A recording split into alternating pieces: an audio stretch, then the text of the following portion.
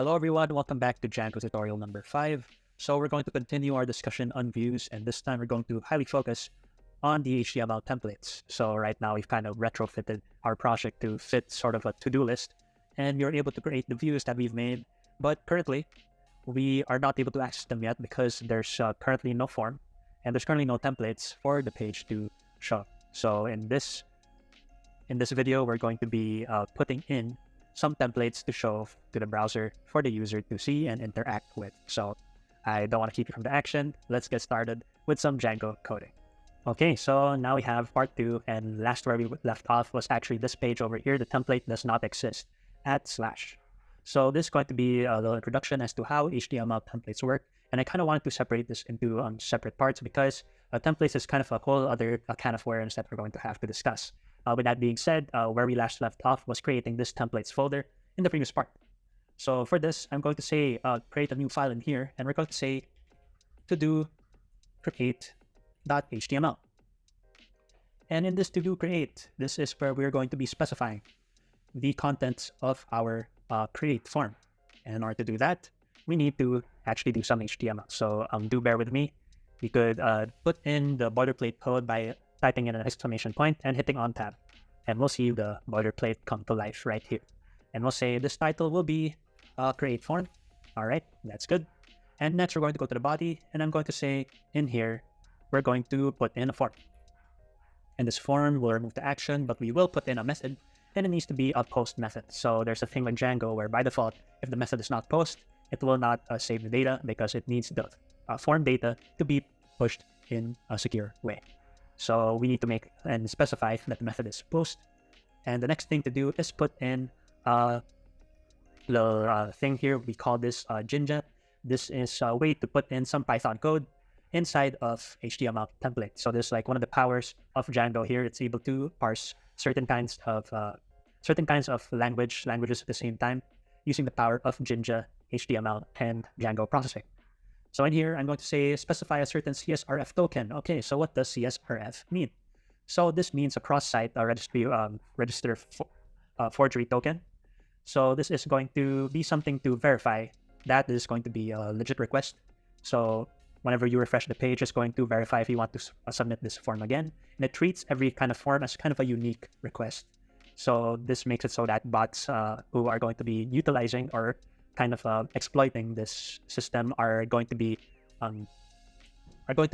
handled thanks to the power of cross-site registry forgery, where they're going to see who's going to be sending out which requests are coming into the Django project, and they're going to filter out those that seem like they come from nefarious sources. So for now, and for the basics, we'll not get too deep into that kind of topic. Let's just move on to the next thing, which is going to be other kind of Jinja syntax where we get a certain kind of value. So for this is running a certain function. If we have 2 curly braces, it means we're getting the value of a certain variable. So what I want to get is actually the form, and I'm going to get it as p. So this is going to put everything that's in the form of paragraph tags as default. So for now, this is kind of like a little hack as to putting all of the fields of a form in separate kinds of elements, and we're going to see more of that later on. Lastly, I'm going to put in an input of type submit, and then the value will be save in order to have a little save button for our create form. Okay, and that's actually going to wrap it up for the to-do create HTML template. So it looks pretty simple for now, but later on we'll add a bit more styling to add a bit of life to this HTML form. Okay, next thing to do is let's go to the templates and create a new file, and this is where we're going to specify our to-do list.html. So this is where we're going to actually be listing out all of the tasks or the to-dos that we're going to have for this project. So for this, I'm going to say, once again, I'll use this little template abbreviation to make things simpler. And we're going to say for this to-do list, just to make things a bit more apt for this project. And in here, I'm actually going to specify a little unordered list just to make the list all in one group. So you may ask, how am I going to list out the contents of a model? What kind of words do I use? So now is where we bring back our Jinja. So we're going to put in this curly braces along with percentages to make a little Jinja block. And we're actually going to utilize something called a Jinja for. So we're going to say for to do in object list. So by default, the model here in the view, we could go back to that. The model here in the view is actually what we call the object list. So all the objects inside of to-do right now are actually passed to this to-do list. So we could loop through them and go through all of these. So you could say for each of these, we're going to say make an li, and inside of here, we're actually going to access contents. We use the double curly braces, and we'll say to-do.task name. So that is going to list out the task names of every task that we have inside of our to-do model. We also have one here called empty. So this is pretty on the nose. If the object list is empty, I'll return something else. So we'll say in here, if it's empty, no articles yet, just to make things pretty simple. And lastly, we'll end it off with, not dollar signs, we're going to end it off with an end for. There you go. So that is actually all we need to display all the tasks that we have in our model. So let's try and refresh the page and see what we're currently working with. So you can see in here, it still needs to be on. You just need to refresh the project once again, just to register these templates. And we could see that it was able to check our page. And yeah, that's pretty understandable. We don't have any articles yet. So it's going to display no articles yet. Okay.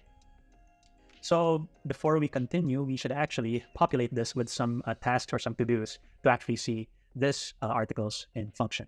So we're going to go to our admin here, and yes, admin is still accessible. We can just say admin, and then we'll see the username is admin and whatever password that you made.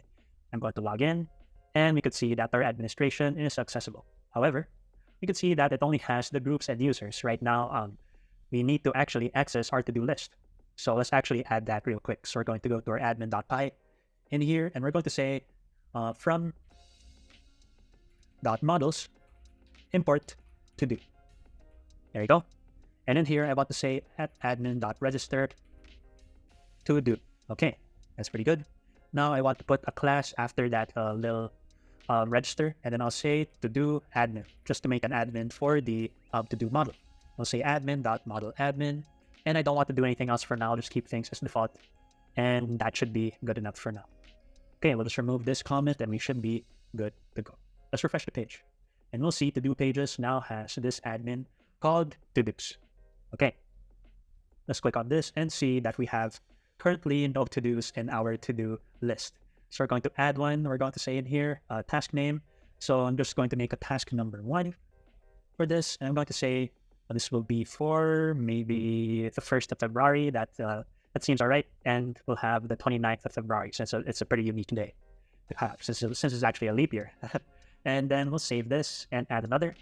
We'll say task number 2. So this task will start on the 21st of February and it will end on the 23rd. So it's kind of like a short one.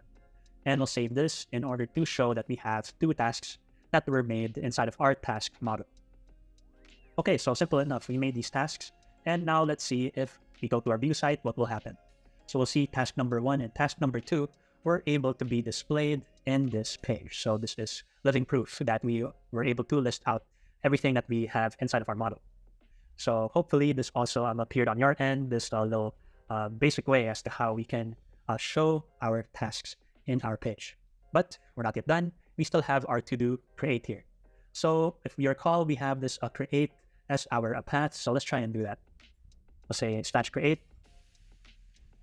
Okay, so in here, we'll see that currently it's not yet configured because our model form currently doesn't have a fields attribute. So this it needs to know what fields are going to be added into our to-do list for our to-do create view. And this actually is the responsibility of the form class right here. So let's actually uncomment that, and let's actually try and work on what we need to do for this to-do form. So for this to-do form, we're going to specify the forms that we need, or basically the fields that we need to fill out to accomplish this to-do creation. So for that, we're going to make things a bit more organized. We're going to say in this to-do pages, we'll create a new file, which is forms.py. So we're going to put all the forms that we need for this application in this forms Python file. In here, I'm just going to put something that's going to be useful later on. What I'm going to say is from Django import forms. And this is going to be importing the functionalities of forms from the Django library, as well as from .models import to-do. So this is going to use to-do as a little base for this to-do form, a little basis as to what kind of fields we need for this to-do form. So in here, I'm going to say class of to-do form. and it will take from forms. It will be a model form just to get the basics out of the way. And in here, currently, if we're going to put in the fields by default, it's actually going to show the dates as input fields. So right now, if we don't want to show that, because that's pretty bad to user experience if we have them type the date and full. So what we're going to do is actually make use of some widgets. So what are widgets, you may ask? So that's a good question. First thing to do is actually enable these widgets into our form. So we're going to take from self here, and then args and quargs. So this is if you have some kinds of arguments or keyword arguments that you want to pass in later on, it could support this as well. So for now, we'll keep that as default. We'll say super dot underscore init, and then args, and then quargs right here. So you may be wondering, what is this super statement for? Because this is kind of a pretty big thing that you may not know as a basic Python developer. So this is a thing in Django that lets us do some admin capabilities.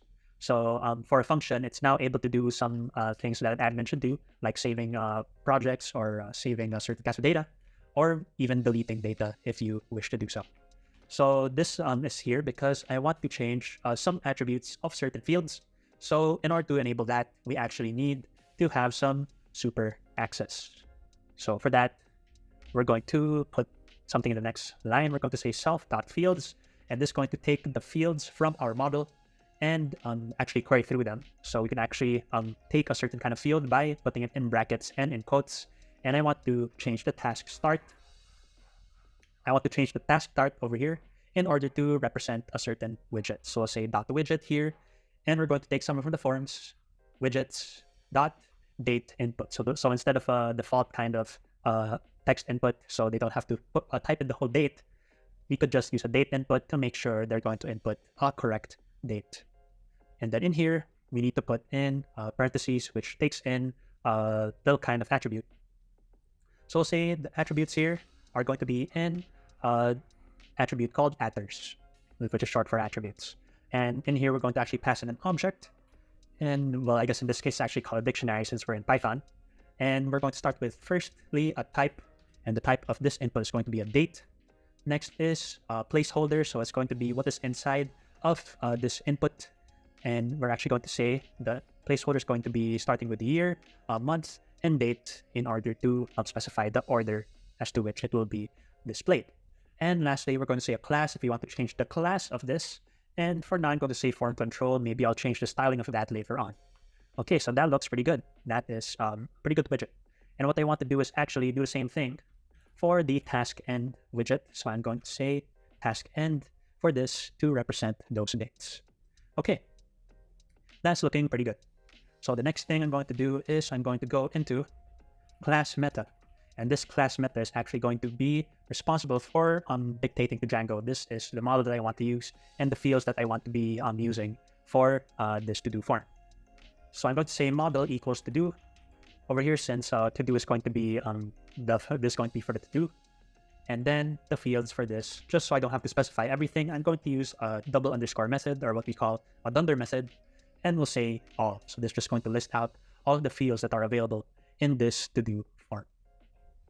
And that actually kind of rounds everything up for the to-do form right here. So all that's left to do is to actually import it into our views to make it possible to fill up. So we're going to go to our views.py, and what I'm going to do is import from .forms, import to-do form, and that should fix everything that we need for this project. So we're going to refresh, and we could see that we have our task name input in here, our task start, our task end, and our save. So this should be everything that we need for our kind of to-do list. So in here, we actually have a little placeholder over here, since this is required by default model field. It's actually going to give you a little tooltip to say, please fill out this field, and just to give you a prompt that this is actually required. So for this task name, I'm going to say task number 3. And task start, we could actually use this little date widget over here. This is for Windows and may look a little different than other kinds of operating systems. So for now, I'll say the start date will be the 7th of February and the end date will be 27th.